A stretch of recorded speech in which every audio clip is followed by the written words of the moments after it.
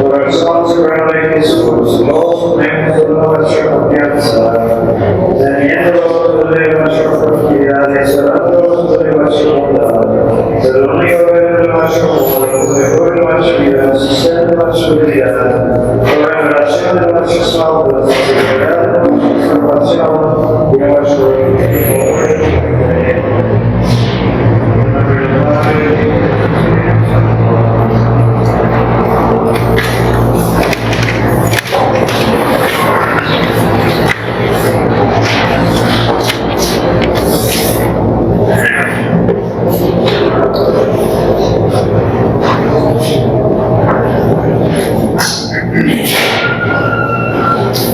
estamos hablando del santo sacrificio de la misa y hicimos referencia a la profecía de Malaquías que habla de una oblación limpia que será ofrecida de un extremo al otro del mundo, que será grato al Señor. Entonces los padres de la iglesia vieron en esa profecía, vieron que fue cumplida la profecía en la Santa Misa. Y tenemos pues, muchas referencias a eso en particular. Y luego tenemos que considerar, entonces, que si no hay duda que la misa es sacrificio, bueno, debe ser así entre nosotros, aunque entre protestantes es un punto muy discutido. De hecho, desde Lutero y los primeros protestantes hasta la fecha, pues hay muchos que van a decir que esa es una blasfemia, decir que la misa es sacrificio. Porque en su mente están pensando, al decir que la misa es un sacrificio, pues indica que hay algo deficiente en el sacrificio de Cristo. Pero hemos hecho una distinción muy importante de que cuando mérito, eso es completo. Jesús murió en la cruz y su muerte como sacrificio basta para perdonar todos sus pecados y merecer el cielo para todas las personas. Pero la necesidad de un sacrificio continuo, volviendo a la profecía, porque el profeta hubiera profetizado de que habría un sacrificio limpio de un extremo al otro, si no, que van a ofrecer un sacrificio de un extremo al otro, dice. Entonces eso implica que siguen ofreciendo, no es uno solo, pero van a ofrecer.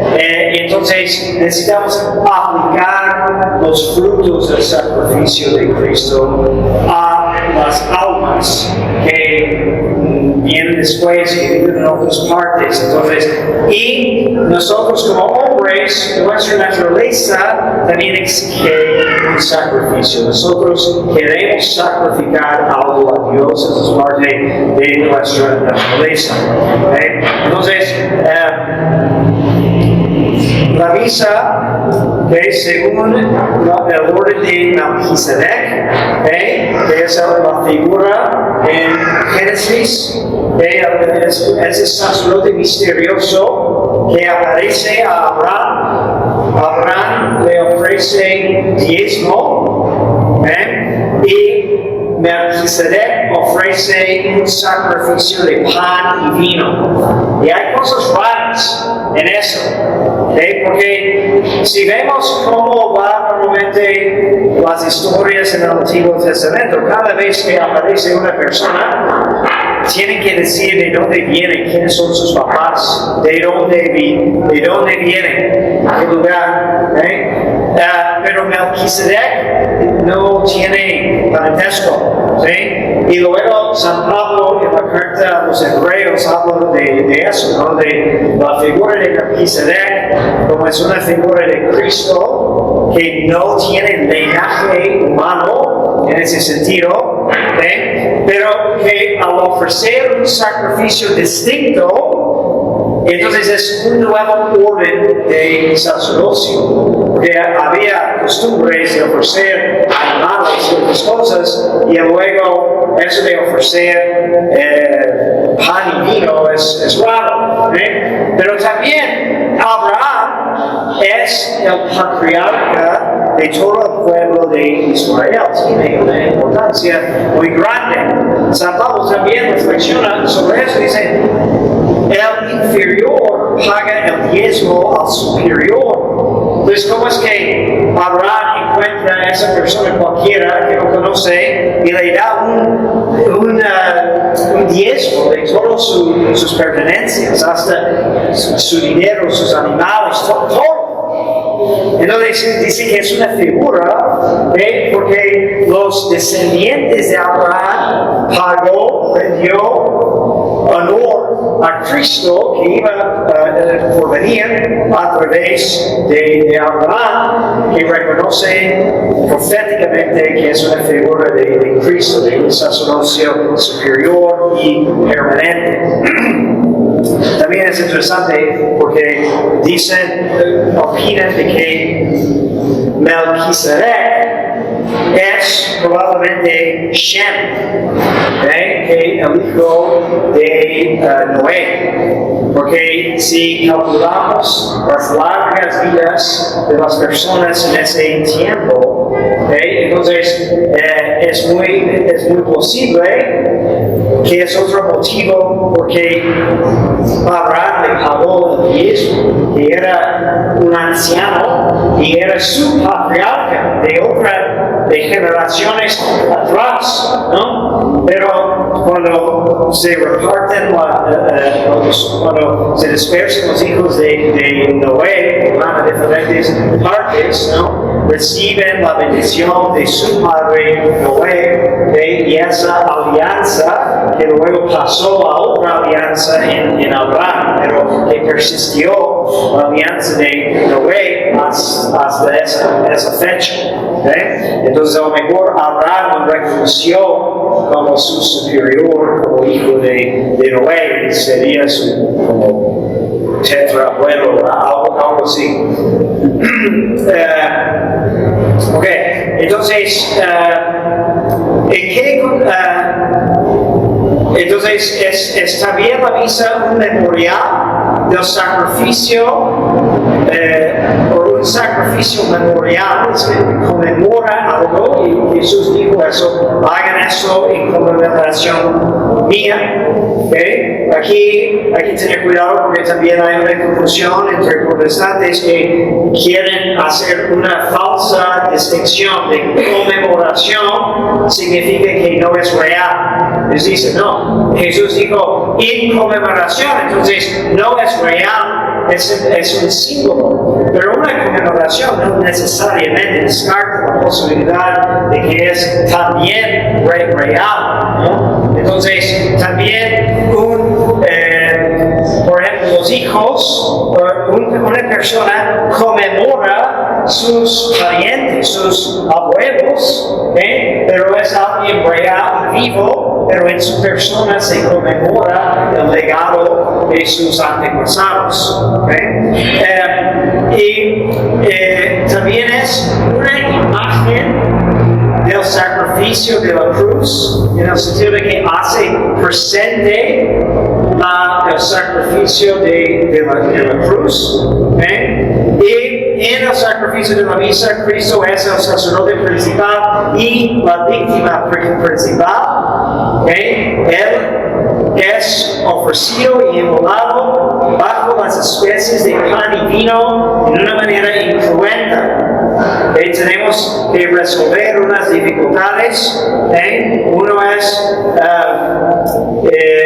en qué acción de la misa es la esencia del sacrificio, que podemos reconocer como una acción sacrificial, y bajo qué respeto formal podemos decir que la consagración constituye esa esencia de la misa. hay diferentes opiniones, pero vamos a quedarnos en el hecho de que la consagración separada de las dos especies es la esencia sacrificial. Entonces, sacrificio es la destrucción, acumulación de algo de valor. Cristo está presente en esas especies, pan y vino, pan comunicando principalmente su cuerpo, vino, su sangre, y en su consagración aparte, este es mi cuerpo, esta es mi sangre. Entonces la separación sacramental del cuerpo, de la sangre, representa una muerte mística. Y es la esencia de la oblación. La consagración se realiza en la persona de Cristo,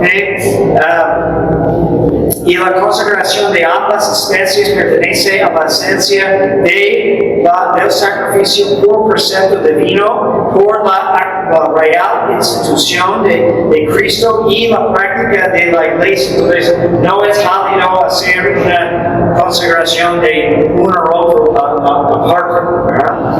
De hecho, hay discusión sobre si se realiza la transubstanciación en esas circunstancias, y la opinión es si por lo menos la intención era de terminar o de hacer ambos, entonces probablemente sí. Pero si intencionalmente no hace uno, entonces la idea sería el sacerdote consagra el pan y luego muere. Que si es el cuerpo de Cristo, sí, pero hay obligación de que venga otro sacerdote y termina el sacrificio hasta la comunión del sacerdote.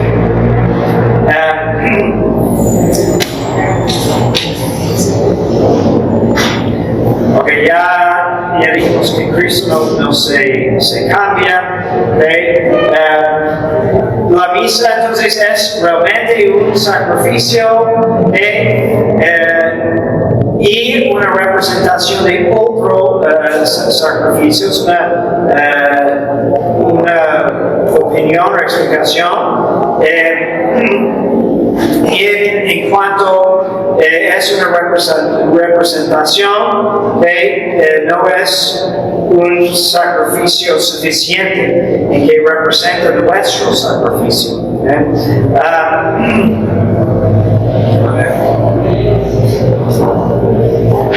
Y Cristo, después de la consagración, entonces está representado bajo un estado de muerte mística. Esa separación de cuerpo y sangre, cuando está presente en el altar, aunque está en un estado glorioso después de su resurrección, está manifiesto su sacrificio de cruz y su estado de víctima. Bien. ¿Cuáles son los efectos del sacrificio de la misa? ¿Cómo se produce y cuál es su valor? Entonces, el sacrificio de la misa es un sacrificio de adoración. Eso es su principal valor, que es el único acto que da a Dios la adoración que Él merece y que es completamente aceptable por Él. Pero también tiene un valor de interceder, de propiciar y de agradecer. Trento de hecho condena la idea de que el sacrificio de la misa solamente es un sacrificio de alabanza y de acción de gracias. A lo mejor vemos con algo de frecuencia de que hay errores condenados por Trento, el Concilio de Trento, que en nuestros tiempos, pues casi lo mismo surge otra vez, ¿no? Y es algo de la influencia protestante que nos rodea, porque en Trento estaba respondiendo a los protestantes en ese tiempo. Entonces, a lo mejor hay algunos católicos que tienen implícitamente esa idea que olvidan el poder de la misa de perdonar los pecados. Que piensan que es solamente para alabar a Dios, o solamente para agradecerle. De hecho, yo pienso que es parte de lo que mencionamos la vez pasada, cuando cambian la palabra misa por Eucaristía, como acto de la misa, celebramos la Eucaristía. La Eucaristía significa acción de gracias, entonces es como su principal enfoque, ¿no?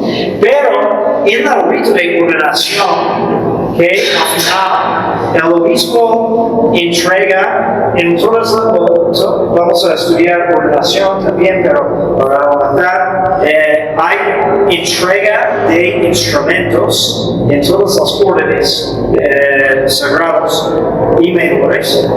Y en la ordenación sacerdotal, el obispo da al sacerdote un cáliz y le dice: recibe el poder de ofrecer sacrificio por el perdón de los pecados para los vivos y los muertos, ¿no? Pues esa es la doctrina del efecto, el propósito del santo sacrificio de la misa.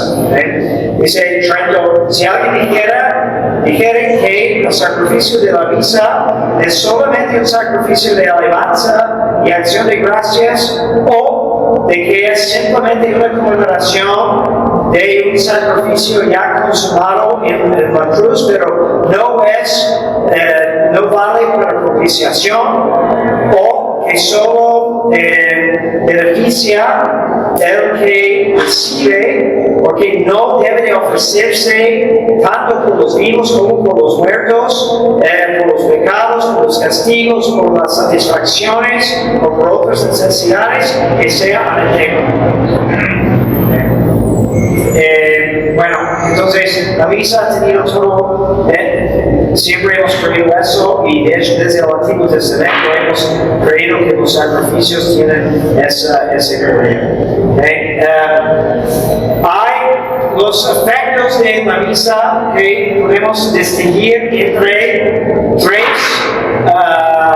tres que ofrecen el sacrificio. Primero, que es siempre Cristo que ofrece el sacrificio. Es el sacerdote principal. Segundo, es el sacerdote ministerial, que celebra en el nombre de Cristo y en su persona. Y luego la iglesia, que sacrifica y ofrece culto a través del sacerdote que ella ejecuta para ese oficio, y le da algo de su eficacia. Entonces podemos distinguir entre los diferentes efectos de cada misa. Recordamos de esta distinción.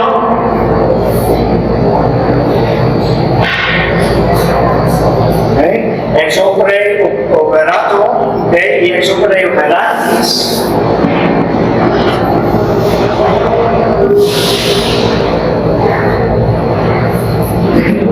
Eso es de la obra, desde la obra obrado. Entonces refiere un valor objetivo de lo que se realiza, y el proceso es como desde la obra obrando. Entonces refiere a la manera en que se ofrece y quién ofrece y sus disposiciones. Entonces hay dos categorías de afecto. Entonces, desde la dignidad de la víctima y desde el poder y pureza del sacerdote principal, ¿qué vamos a decir del valor ex operato de la misa? Si consideramos desde la víctima que es ofrecida y el sacerdote que ofrece, el sacerdote principal que ofrece, ¿qué valor tiene que tener la misa? infinito, ¿no? Porque es Dios ofrecido y Dios ofreciendo. Entonces no podemos imaginar como una fórmula más eficaz, ¿sí? Entonces eso es independiente de la dignidad del sacerdote ministerial, quien está en persona Cristi, es independiente de incluso la iglesia, porque en la misa tenemos que pedir por la iglesia, porque en su aspecto humano tiene sus defectos, por eso estamos ofreciendo sacrificio continuamente por ella. Pero hay otro valor que es ex opere operatis. Hay méritos que se ganan a través de los méritos y la dignidad de la iglesia, de los méritos y dignidad del sacerdote ministerial y de la pureza y devoción de los fieles que asisten. Solo puede aumentar o disminuir el otro valor de la Santa Misa. Entonces también tenemos que distinguir cuando hablamos del valor de la misa, lo que se obtiene infaliblemente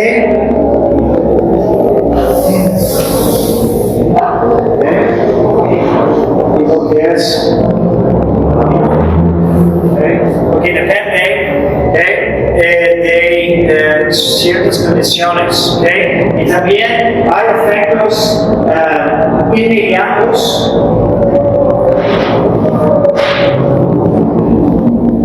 Es directo, o hay efectos que son por medio de.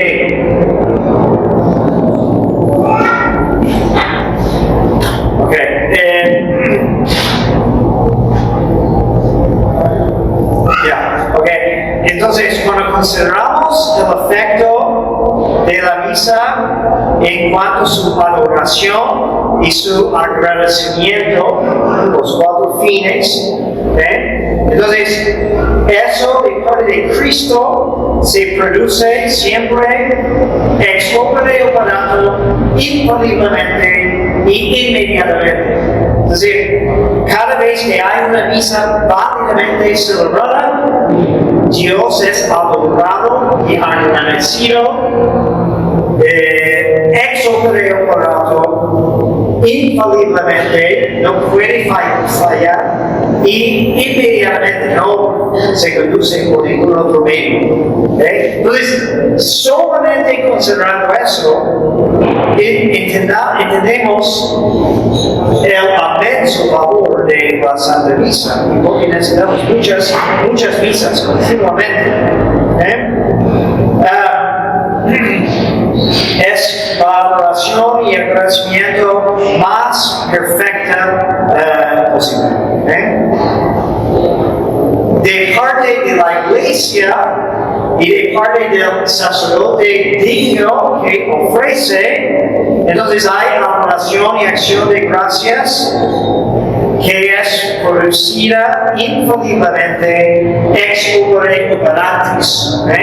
Cuando el sacerdote está en un estado de gracia ofreciendo la misa, y cuando se celebra según la prescripción de la iglesia, como la iglesia manda, también en este nivel es infalible el efecto de adoración y acción de gracias. Ahora, se puede, cuando no es según lo que manda la iglesia, entonces tenemos un efecto en la producción de esas gracias. No afecta aquí, eso se queda siempre, siempre que sea válida, pero cuando hay una carencia en esos otros aspectos, pues no es tan eficaz o pleno como puede ser.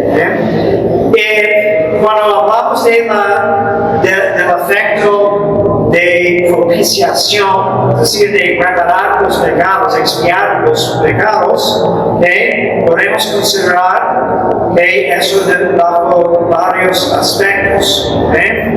Entonces, para los vivos, los efectos de la misa para perdonar sus pecados. Si son pecadores, sus pecados mortales y veniales son remitidos ex opere operato.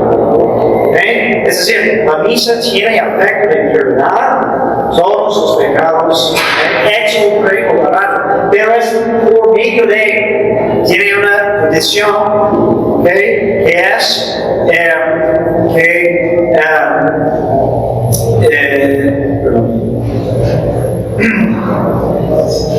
y no infaliblemente, porque depende de la disposición de la persona si quiere recibir ese perdón. Entonces es falible y por medio de, pero el don está ahí, se obtuvo, solo que no llega a su efecto porque la persona no se dispuso.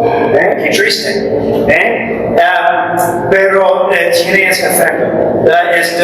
Es doctrina, entonces, que la misa obtiene la gracia de contrición. La misa obtiene por medio del cual la culpa es destruida.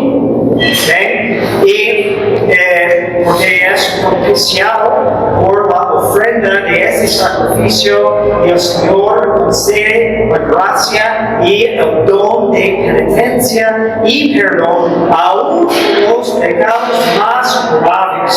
Es definido por el Concilio de Trento. Sin embargo, por virtud de este sacrificio, la Eucaristía, la misa, obtiene ese efecto para los pecadores si les encuentra dispuestos. Entonces tenemos que, por ejemplo, si sabes que alguien te mandan una carta para tu cumpleaños diciendo que van a ofrecer una misa tal fecha para ti, hay que tomar en cuenta de disponerte para recibir el efecto de esa gracia.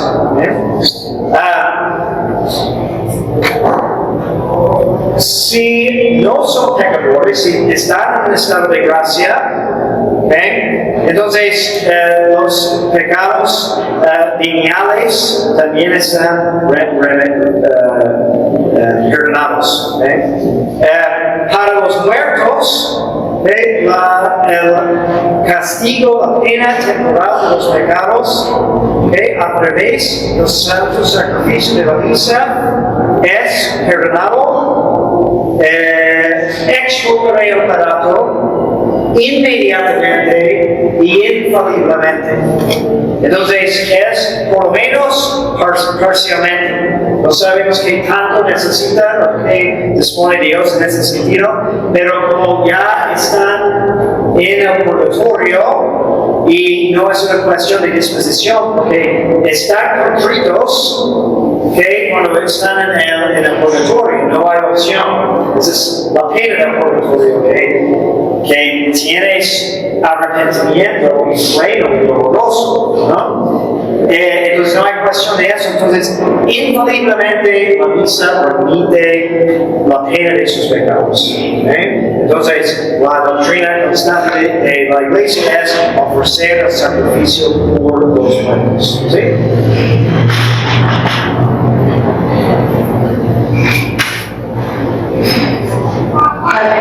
Todas esas condiciones que usted dijo, si la misa es llevada a cabo bajo, como la iglesia dispone.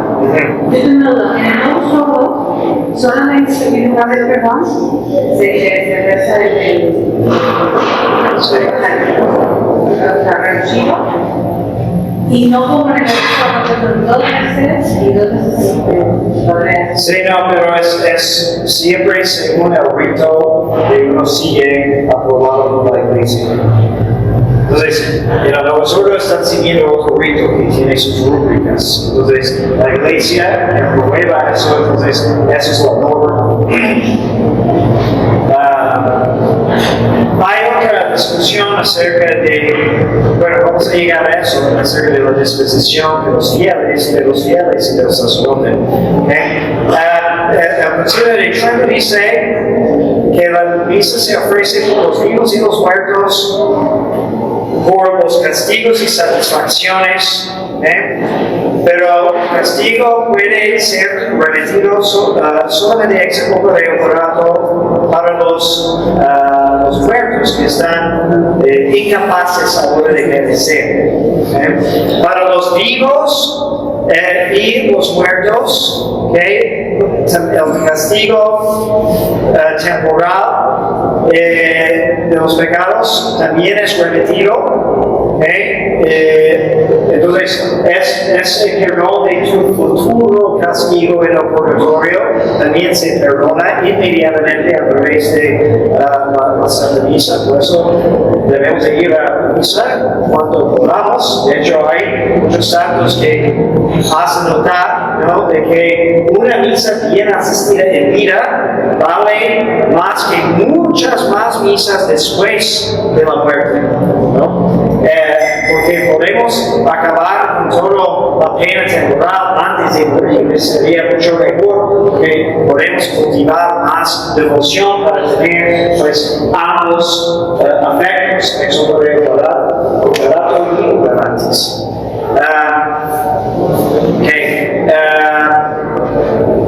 Sí, pero no siempre es remitido completo, porque eso depende de la disposición, de los designios de la providencia. Luego consideramos el efecto de petición. El efecto se obtiene también ex opere operato, pero no infaliblemente. Es una petición, es un ruego. Pero el Concilio de Trento dice que también es para otras necesidades que se ofrece, y como es Cristo pidiendo eso a su Padre, entonces tiene mucho poder de obtener esas gracias, pero no es infalible, porque, bueno, según la ley de impetración, de petición, hay muchas otras condiciones que tienen que reunirse, de parte de quien pide y de parte de quien obtendría, ¿no?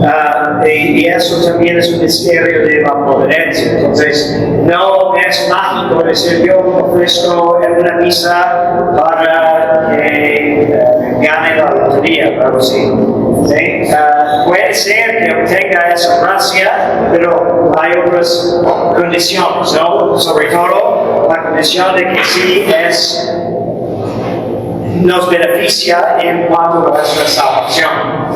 Y eso es lo más importante, porque no siempre sabemos de qué debemos de pedir.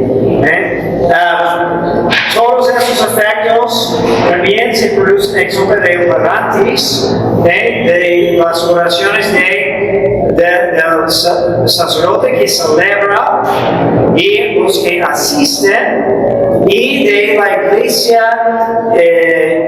total. Y hay una eficacia particular que se agrega, pero depende del fervor de las oraciones y la santidad de los que participan. Eso es interesante, porque en la misa, en el canto de la misa, mencionamos eso, ¿no? Intercedemos para los que están presentes y toda la iglesia, y en un momento dice, no por sus méritos, porque sabemos que somos pecadores, ¿no?, sino por tu bondad, ¿no? Entonces queremos que Dios vea no tanto nuestras imperfecciones, sino el bien que queremos lograr. Pero, ¿qué significa? Primero, de parte del sacerdote, obviamente la iglesia está muy consciente de que, y luego vamos a hablar de los frutos de la misa, hay gracias en la misa que son reservadas solamente para el sacerdote que celebra. Hay otras gracias para toda la iglesia, para todos los que participen, pero hay un fruto especialísimo para el que ofrece, que también debe de ser un motivo para que un joven se anima, no a considerar la vocación, porque nadie más tiene acceso a eso. ¿Por qué? Por el oficio que tiene que realizar. ¿Qué decimos hace una semana cuando celebramos la fiesta de San José y hablamos de cómo sabemos que San José es tan santo? No tenemos casi ningún dato sobre su vida y tenemos esa devoción que es tan santo. Y es un razonamiento teológico de que debería tener esa santidad por el oficio que Dios le concedió y él aceptó. Es decir, después de la Santísima Virgen, de ser el Padre de nuestro Señor en la tierra, ¿qué oficio hay más grande? Podemos imaginar. Entonces, un puesto tan grande requiere una santidad que corresponde y Dios no le va a pedir nada sin darle la fuerza para cumplir. ¿Sí? Entonces, es la misma doctrina en cuanto el santo sacrificio de la misa del sacerdote que ofrece. Si tiene que actuar en persona Christi, porque como dicen muchos santos, cuando hablan de la dignidad del sacerdocio, le dice, en la misa es Cristo mismo que habla, para desempeñar ese oficio requiere una gran santidad. La realidad es que también somos pecadores, hombres débiles y muchas veces no logramos eso, pero necesitamos apuntar a esa santidad y por eso hay gracias muy especiales. Entonces, ¿cómo el sacerdote ofrece la misa? Y luego lo que vamos a decir de los fieles es semejante, pero puede deducir sus propias conclusiones, porque su recogimiento, su pobreza, su fervor, todo eso contribuye a que tanto de esta gracia vamos a alcanzar, ¿no? Entonces, por eso la iglesia mandaba ciertas oraciones en el misal. Hay una lista de oraciones que el sacerdote debe hacer antes de celebrar la misa. Se recomienda cierta preparación en cuanto a su ayuno, su recogimiento. Luego, cuando se reviste que aún no es la misa, está diciendo una serie de oraciones, no porque el ornamento lo necesita, sino es para su preparación, para que piense con cada ornamento sobre un aspecto de lo que va a hacer. Por eso la rúbrica tiene mucha precisión para que no tenga que estar inventando, ¿no? O tratando de hacer una actuación para entretener a las personas, porque obviamente eso va a distraerlo de lo principal. ¿Sí? Entonces, todos sabemos que hay días cuando logramos más el objetivo que otros. Hay días cuando celebramos misa con más recogimiento y hay días con menos. Y depende de muchos factores. Tenemos que luchar para que siempre sea lo máximo, ¿no? Pero por ejemplo, yo siempre prefiero celebrar la misa lo más temprano posible, porque es una realidad de que entre pase más tiempo en el día, hay más distracción, hay más cansancio, es más difícil. Y por eso la iglesia por mucho tiempo ni permitía misa después de mediodía. Es decir, es casi imposible de tener el debido recogimiento. También hay un gran beneficio en eso al ofrecer la misa viendo hacia la cruz. Y la rúbrica nos dirige a ver la cruz en cierto momento, ver hacia arriba. E incluso la rúbrica dice cuando volteamos para decir Dominus Vobiscum, que no podemos ver a las personas, tenemos que mantener los ojos abajo. ¿Por qué? Porque no quieres ver al niño sacando ojos allí enfrente, ¿no? Que nos va a distraer de nuestra concentración. Entonces me ha tocado que gente que no conoce ese rito y ven que entramos solemnemente y dicen, ¿por qué el padre celebra tan enojado? No, pues, no es enojado, pero pues no quiero distraerme, yo tengo algo importante para hacer. Entonces, están bienvenidos, pero no estorben, por favor. Y si decimos todo eso, y bueno, y hay muchas otras reglas, ¿no? Porque, por ejemplo, el derecho canónico dice que el sacerdote puede celebrar la misa una vez al día, que puede por necesidad pastoral, celebrar una segunda misa de lunes a sábado.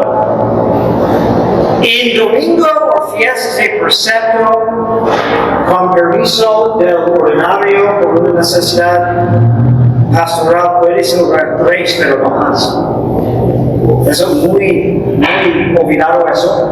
¿Pero por qué? Un día vino un sacerdote a misa aquí el domingo y estamos platicando después de misa y estaba en una de las parroquias más grandes en la ciudad, ¿no? Y yo le pregunté y me platicó y dijo, me contó de que celebra a veces 12 misas en el domingo.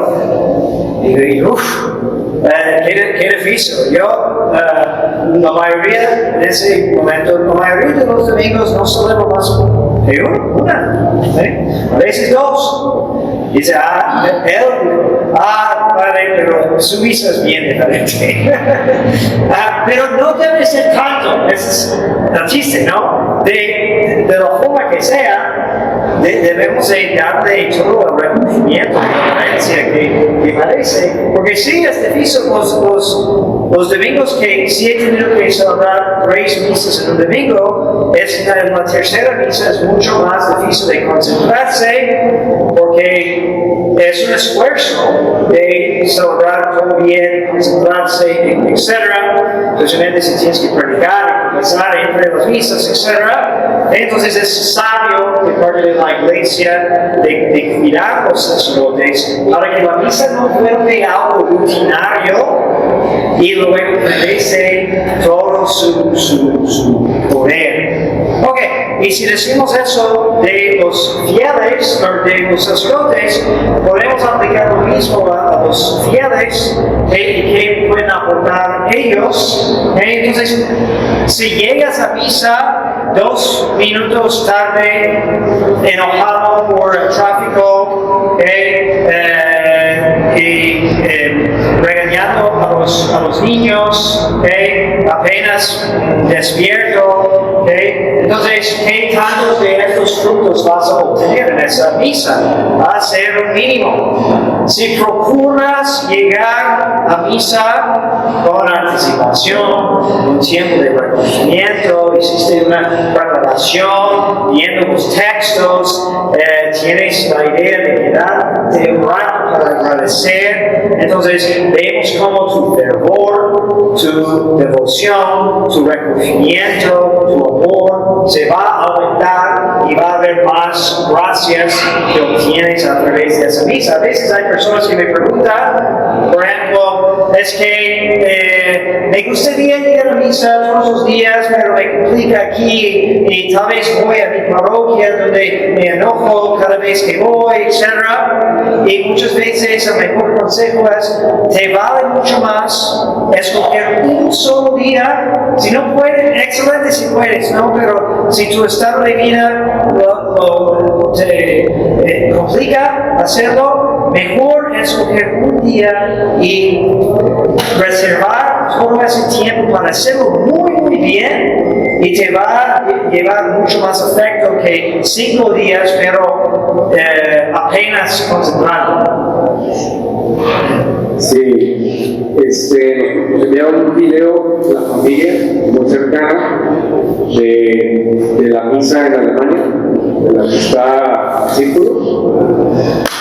Estaban ahí en la misa, ese día de misa, lo acaban de enviar. Está muy extraño, ¿no? Totalmente en círculos. Ya salió videos.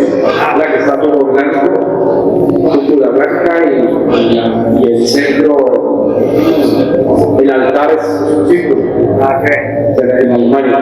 Entonces, primera pregunta, si eso sucede, puede ser una tendencia a que se quiera en otros países ser rito, o se puede considerar rito, pero es como muy confundido si decirle pues misa, no misa, porque más andan en el video y mandaron una sesión, ¿no? Una partecita. Entonces, primera pregunta es si es posible de que extiendan, es la tendencia que extiendan ese nuevo rito de Alemania a otros, me imagino que en Europa principalmente. Segundo, sí, me imagino que si se hace la fórmula, sigue siendo lícita. Pues la iglesia puede aprobar ciertos cambios a los ritos de la misa, siempre que no tocan elementos que atañan íntimamente a la doctrina. ¿Sí? Y si es legítimamente aprobado, entonces puede incorporarse a un rito válido y listo. Hay que tener cuidado porque el hecho de que los alemanes dicen que vamos a celebrar la misa así no significa que es un rito aprobado. Es un invento suyo y hay mucho de eso que la iglesia pues debe de controlar, pero no lo hace.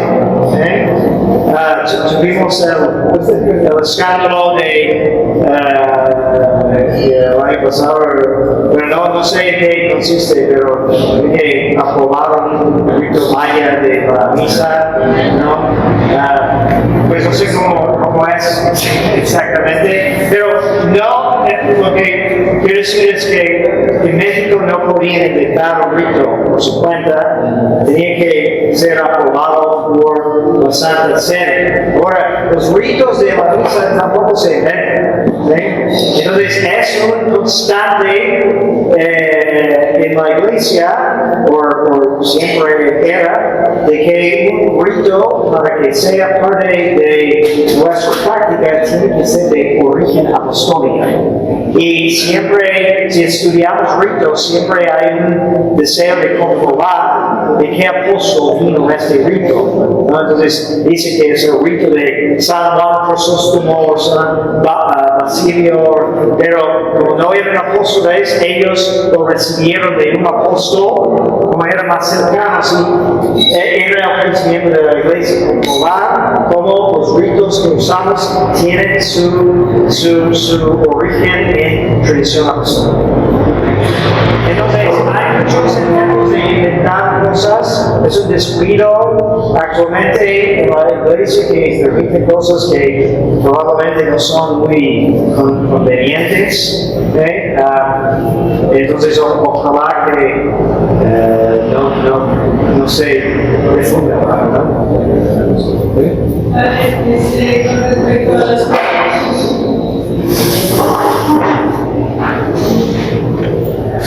Con respecto a las muchas padres que mandan a hacer ahorita, que son creo que 30 luces por los puntos, no recuerdo bien el nombre, pero por ejemplo, yo mando a decir por un familiar que juntó 30 misas y me pagó el padre, de las 30 misas, eso sí está bien, o no está bien, no recuerdo exactamente el nombre, pero tiene el nombre de este. Se dice misas gregorianas, una tradición de ofrecer 30 misas por un minuto, no es obligatorio,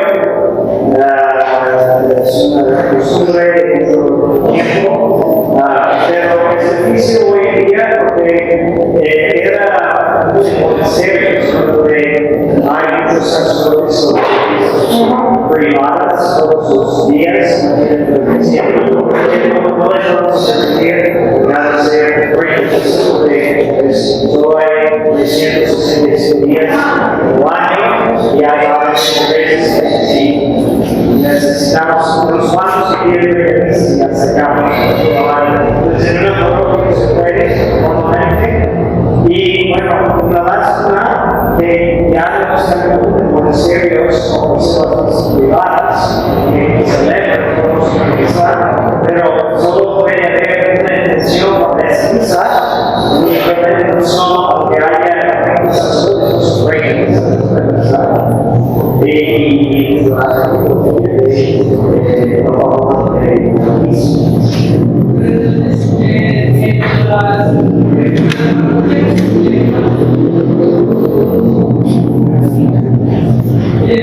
parroquia del Novus, o sea, porque si hay sacerdotes que siguen haciendo eso, pero yo he escuchado pues que nombren a la persona como tal, 30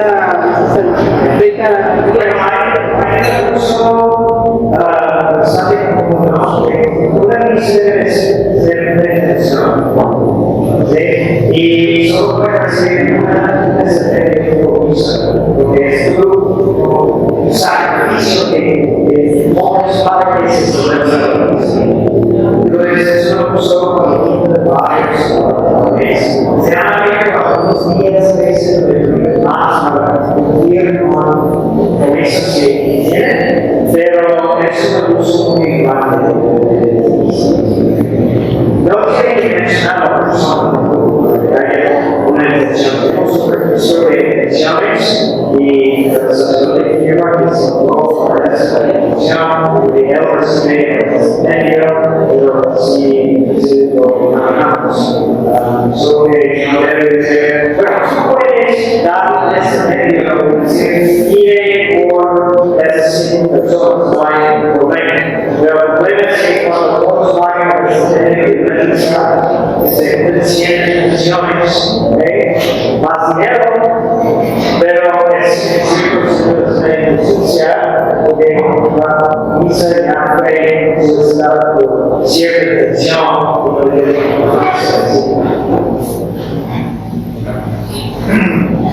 Ok, entonces incorporemos siempre tener las mejores disposiciones cuando asistimos a misa para aprovechar todas las gracias disponibles.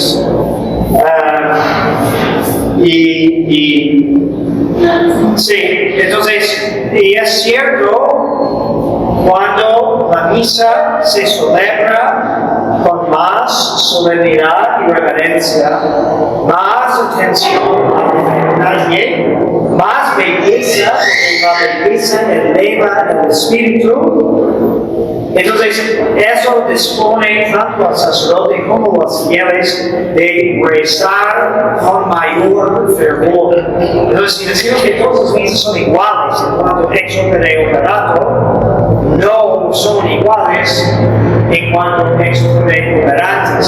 Y eso aplica a cualquier rito, ¿sí? Porque yo puedo venir a celebrar la misa tradicional y no prepararme bien, no usar buenos ornamentos, no cuidar las rúbricas, estoy desperdiciando todo eso y a lo mejor la gente también pues, se escandaliza, no reza bien, no tiene el mismo reconocimiento. Pero cuando un sacerdote en el rito que sea procura cuidar todos los detalles, entonces todos van a celebrar o asistir con mayor fervor y devoción. Luego, para consagrarnos a la iglesia y su parte, es también variable en cuanto a ex opere operantes, porque cuando hay más santidad en la iglesia, también la misa produce más fruto. Cuando hay más pecado, más corrupción, entonces es menor las gracias en este grupo que estamos ganando. ¿Más preguntas sobre esto? A ver, ¿sabes qué me dijo algo? Los fines de la misa son 4, ¿verdad? Sí. Entonces, el que ofrece el sacrificio es Jesucristo por medio de ustedes. Mi pregunta es, a ver si mi pensamiento es correcto. Jesucristo, Jesús es el que hace la adoración, el pedir perdón, el dar gracias y pedir por nosotros, y nosotros nos unimos a Él en esos 4 fines de la misa. En el primer plano, sí, pero hay otra capa donde nosotros también adoramos, agradecemos, imploramos y arrepentimos, ¿sí? Porque también es nuestro sacrificio. Entonces, eso es el segundo plano. Padre, bueno, creo que ya lo mencionó, por ejemplo, si yo ofrezco una misa por un hermano, por mi papá o por X persona, si esa persona no viene a la misa que es ofrecida para él, tiene las mismas gracias para mí, o la puede decir, bueno, si estoy abierto a recibir esas gracias, pero no puedo así presencialmente, Sí. ¿sí la reciben? Sí, pero como vamos a ver, hay frutos, puedes aprovechar doble de alguien que asiste a la misa ofrecida por él, porque hay gracias para todos los presentes. De hecho, eso también se menciona en el cambio de la misa, ¿no? Ómnibus circunstantes, todos alrededor, ¿sí? Pero luego es por cierta tensión, entonces se aprovecha todo. Padre, perdón, me voy a regresar muy al inicio cuando comentó de que recuerdan una vez más de que la misa es el memorial del sacrificio de Cristo de manera influente, ¿no? De lo que eso significa y todo eso. Yo he sacado una conclusión que no puede considerarse doctrina oficial de la Iglesia, ni mucho menos, pero creo que no contradice tampoco la enseñanza tradicional de la Iglesia, reflexionando cosas como de lo que le pasaba al Padre San Pío de Pietrelcina, que mientras oficiaba la misa iba viendo místicamente todo lo que iba pasando de la pasión de nuestro Señor, el equivalente pues a los distintos momentos de la misa, lo que iba pasando en la pasión, y por eso duraban 3 horas sus misas, ¿no? Porque iba viviendo toda la pasión de nuestro Señor esas 3 horas al mismo tiempo que oficiaba. Y también reflexionando las revelaciones privadas de Catalina Rivas, la mexicana mística en la que se basó la película del Gran Milagro, como que he sacado la conclusión de que el significado de la enseñanza esa de que es el memorial de Cristo de manera influente y eso, que no es obviamente que se repite la pasión de Cristo ni que sea falsa o simbólica, sino que es como que nuestra alma viajara espiritualmente al momento de la pasión de Cristo, como que ahí viajan nuestras almas y nos unimos todos espiritualmente al momento histórico en que muere Jesús, los de las misas del pasado, del presente y del futuro, como que todos nos juntamos ahí, viaja al alma de todos nosotros. No sé que no es enseñanza oficial de la Iglesia, pero creo que no sería como algo descabellado, o creo que no sé. No, yo creo que es una reflexión válida. Santo Tomás dice que la Eucaristía hace presente a nosotros la pasión de Cristo. Por eso es un memorial porque debemos de siempre tener presente la pasión de Cristo y su gran amor. Entonces, cuando vivimos siempre entre misas, me gusta esa frase de Padre Mateo, que vivimos preparándonos para una misa y agradeciendo la misa y preparando para la siguiente. Vivimos entre misas porque es como mantenemos vivo el recuerdo, el hecho de la pasión de Cristo, ¿no? Entonces, en efecto, es transportarnos al pie de la cruz. Podemos verlo de ambas maneras. Si nosotros regresamos, ¿no? Por ser el mismo sacrificio, se hace presente a nosotros ahora y a nuestro mundo ahora mismo. Gracias. Bueno, gracias, Padre. Existen, yo creo que usted la conoce, existen sociedades de almas tipo Roland Cochelle, de sacerdotes tradicionales que se comprometen, ¿no? Una vez al mes, creo, Sí. No sé, también tengo 50 sacerdotes, por un decir que mi pregunta es que a pesar de que no nos exigen un estipendio, una ofrenda, ¿qué tanto podemos ver que a nosotros mismos se nos beneficia estas peticiones de esta sociedad? Bueno, hay algo de discusión entre todos. Por ejemplo, ¿cómo podemos dividir los cultos de la misa? Porque no decir que son entonces, si divides algo referido, pueden de veces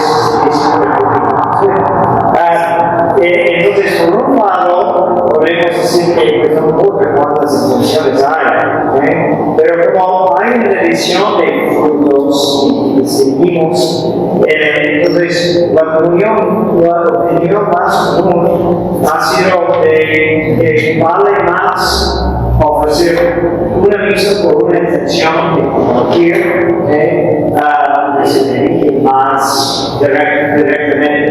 De todos beneficio cuando hay activo de intención. De hecho, para acordar lo que dije antes, si hay beneficios, por ejemplo, en la doctrina de las ánimas, sumamos muchas intenciones porque todos centramos en eso, y no es un estipendio como tal, sino un donativo porque nuestro donativo puede representar nuestra participación en el sacrificio. Es decir, si me cuesta, si invierto y me estoy sacrificando, entonces soy más involucrado que si nada más, pues, dice, no, yo pongo algo de caso. Entonces, es un símbolo de nuestra participación. Entonces, todas las misas que podemos ofrecer con los defuntos tienen un valor. Debemos de escribir los defuntos en esas sociedades, como fraternidades, de los defuntos en la novena de las áreas, pero también incorporar, por lo menos en la vida de su aniversario, tener una misa que ofrecemos exclusivamente por ese fin, concentramos más la atención hacia él. Ya habló sobre las gracias que nos dan de ofrecer una misa con un objetivo único, mandarla, ¿no? Y pregunta es, ¿qué tantas gracias le llegan a una persona? Por ejemplo, tomando un poco la pregunta que hizo la compañera de atrás, un ejemplo, yo vengo a misa con toda la disposición y con todo el recogimiento con el que pueda, por estoy preocupado por un progenitor, una pareja o un hijo, y ofrezco esa misa en la que yo estoy presente de pensamiento. ¿Qué tantas gracias le llegan a esa persona? Porque pues, obviamente estoy preocupada por él o por ella, por X circunstancias en la vida que esté pasando esa persona. ¿Qué tanta gracia, mi intención de venir a misa con toda devoción le llega a él? Bueno, no podemos cuantificar las gracias, entonces es difícil contestar eso. Podemos decir que hay una jerarquía de las intenciones. Entonces, las intenciones de cada misa que establece la iglesia, ¿no? Para pedir por la iglesia, el Papa, los obispos, etc., eso va a tener lugar. Luego la intención de quien solicita la misa y da el estipendio. De hecho, el estipendio, la historia del estipendio es literalmente la persona ponía los recursos que se necesitaba para ofrecer la misa. Es decir, el costo del pan, de vino, de velas, ¿sí? Entonces, luego se convirtió en algo voluntario, porque es un intermedio de cambio, pero representa lo mismo y es para mantener al sacerdote, por así decirlo, para que él pueda dedicarse a eso. Entonces hay pues algo especial de esa intención, pero después de eso todos podemos agregar nuestras intenciones. Es menos especial que la intención principal de la misa, pero también muy válida. Entonces solo Dios sabrá, ¿no?, qué tanto Él esperaba de nuestra participación en la misa, porque podemos pensar que sí, asistí muy devotamente, pero Jesús hizo más, no sabremos. Y también depende cuando pedimos por facto de intención, que si va de acuerdo con la voluntad de Dios y si la persona a quien se dirige recibe, está dispuesto a recibir esa gracia. Padre, con respecto a los ofrecimientos, en el ramo sordo, los sacerdotes dicen esta misa se ofrece por cada niño y ustedes no lo hacen así, o sea que sí sé que está el nombre como en el pizarrón o en la letrada, pero en la misa lo decimos en silencio. Sí, y hay un momento en el canon y hay un papel sobre el altar que nos recuerda de la intención de cada día. Sí, entonces van a notar que hay dos momentos en el canon de la misa que el sacerdote cierra sus manos y hace la pausa de ese momento antes de las consagraciones para los hijos y después para los adultos. Entonces ahí es donde debemos de recordar la intención principal y todas nuestras otras intenciones. Porque a veces pasa que alguien dice, Padre, pide por X en la misa. Y digo, bueno, la misa ya tiene la intención, pero lo tengo en mente en ese momento también puedo vivir la intención. Entonces hice en silencio. De hecho, estar silencioso para notar que en la misa cantada, cuando la misa solemne, el ceremoniero que está asistiendo al sacerdote en frente del libro, en el momento que el sacerdote hace eso, el ceremoniero tiene que retirarse para que no escuche la intención porque es íntimo. Claro, y refiriéndose a la persona que se pide cuando es un protestante y la intención de su conversión, ¿cómo recibe esa persona ni siquiera tiene mínima disposición? Sí. Bueno, hay gracias también que, bueno, desglosamos todas las diferentes gracias, pues hay gracias actuales que también llegan de golpe y son capaces de derretir el corazón endurecido. Entonces debemos de pedir también por esas personas, pero son operaciones un poco diferentes. Tiene que ser dispuesto, porque Dios puede llegarle con una gracia de conversión, pero puede estar muy sumergido en sus pecados por X razón, no querer aceptar, pues sigue libre de todos modos. Ok, voy a mencionar ahora los frutos de la misa y a lo mejor va a aclarar más dudas porque es similar. Okay? Pero distinguimos los frutos de la misa. Okay? Entonces, hay frutos generales.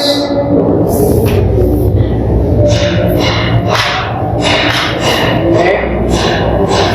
Hay frutos especiales. Hay frutos especialísimos.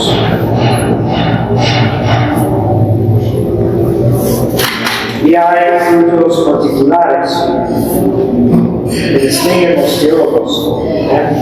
Entonces, cuando hablamos de los frutos generales, eso es de todas las misas, y que son para todos. Entonces, cada misa que hay beneficia a cada miembro de la iglesia. Entonces, por ser miembro de la iglesia, cada vez que hay una misa, estás beneficiando, ¿no? Entonces, cada vez que no se celebra una misa que pudiera haber celebrado, pues hay una carencia en el cuerpo de Cristo, podemos decir. Y incluso en eso, también los infieles indirectamente participan en los frutos de la misa en cuanto a su futura conversión. Entonces, porque recuerden que el propósito de la misa es que para que se difunda más el poder de la misa. Entonces, entre más misas, más conversiones debería haber. Entonces, también hay gracias llegando a los infieles para que sean miembros de la iglesia. Luego, hay intenciones especiales. Aquí,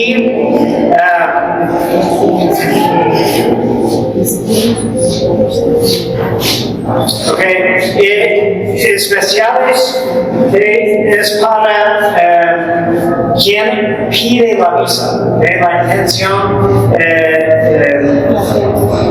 especial de esa misa, ¿no? Normalmente quien dio este fin.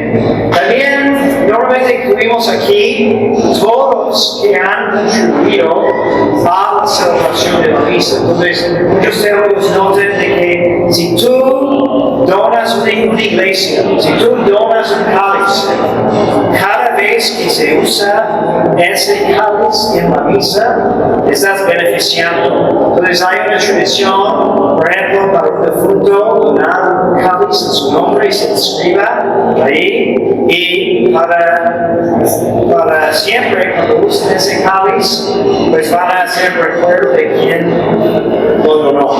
¿Sí?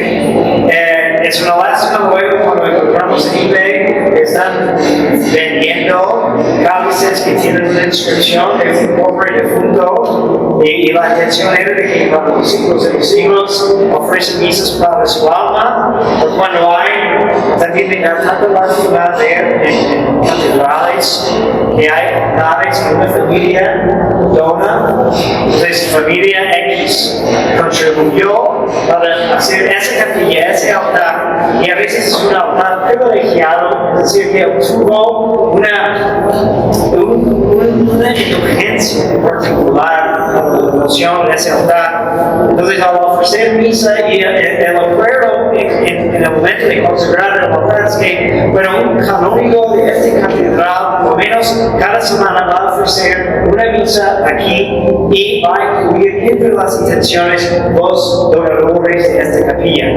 Pero ya no se ofrece misa jamás sobre ese altar y nada más ponen las macetas. Entonces, qué injusticia, en mi opinión. Pero bueno, incluyen los que contribuyen a las necesidades de la misa. Luego hay, pues, la atención es los grupos especialísimos, esos son del sacerdote que ofrece, son personales del sacerdote y no pueden pasarse a ninguna otra persona. Es un beneficio de ser sacerdote, ¿no? Y luego, las atenciones para los cultos particulares, pues son los que cada persona ofrece, que asiste a la misa, son de los que están ahí presentes y sus intenciones. Pues hay esta visión de las intenciones y creo que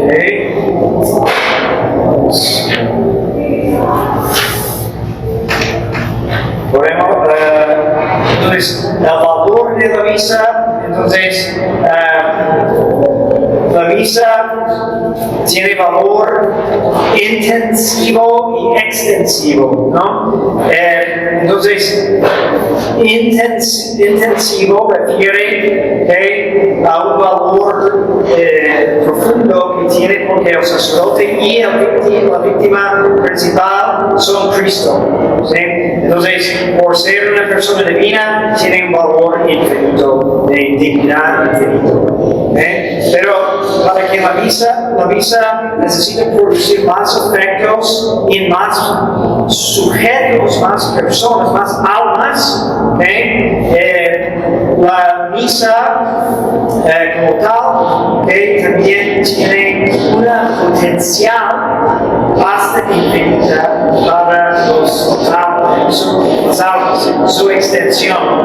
En el acto segundo, el valor de la misa es infinito en cuanto a su afecto de adoración, pero en cuanto a su afecto propiciatorio y de petición, esos afectos son finitos, porque se aplican a hombres finitos, ¿no? Entonces, no hay un rey ni la Santísima Virgen que es capaz de recibir todos los afectos posibles de una misa. Entonces, siempre en el concreto van a ser finitos los frutos cuando se aplica a un hombre, pero como la adoración se dirige directamente a Dios, en ese sentido es infinito. Y incluso también con la remisión de los pecados siempre es de acuerdo con la disposición de la persona, también la conversión. No hay conversión por fuerza, entonces siempre depende de la disposición de muy bien. Luego hablamos de nuestra comunión en las preguntas sobre eso. Los frutos, los gracias de la misa.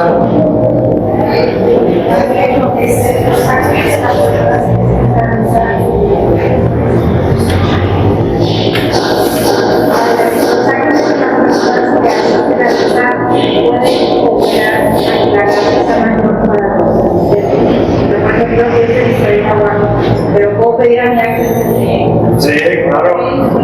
De hecho, muchos devocionarios tienen una oración a tu ángel de la guarda para que te acompañe en misa y te protege de las distracciones. Y sabemos que hay siempre una multitud de ángeles presentes en cada misa que se celebra. Padre, normalmente anteriormente pues, cuando alguien fallecía, era su misa y se le hacía o se le hace el novenario de los hijos. Y ahora actualmente yo creo que ya se hace un tipo de misa. ¿Es igual de importante o también puede hacer un novenario de misa? Sí, el misal tradicional, por ejemplo, contempla una misa el día de defunción y el día de sepelio, si son días distintos, y luego el tercer día, séptimo día, 30 días y cada año. En la práctica, antes, aquí no nos acostumbramos a agregar misas tras misas tras misas, porque queremos cuidar de que normalmente, con algunas excepciones, normalmente los sacerdotes celebran una sola misa.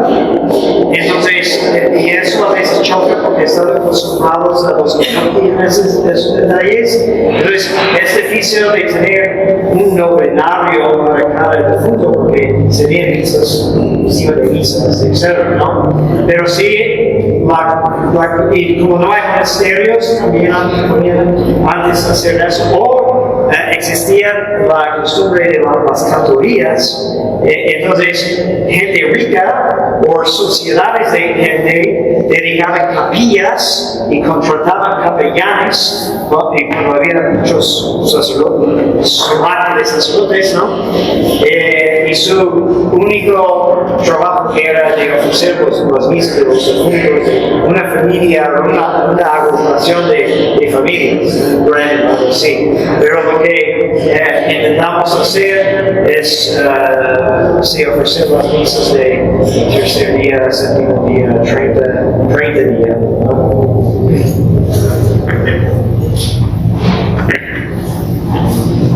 ¿Alguna otra cosa? Vamos con la dicción. La dicción de poder y Padre, Hijo y Espíritu Santo y descienda sobre vos, María Siempre. Amén. Y recuerden que la misa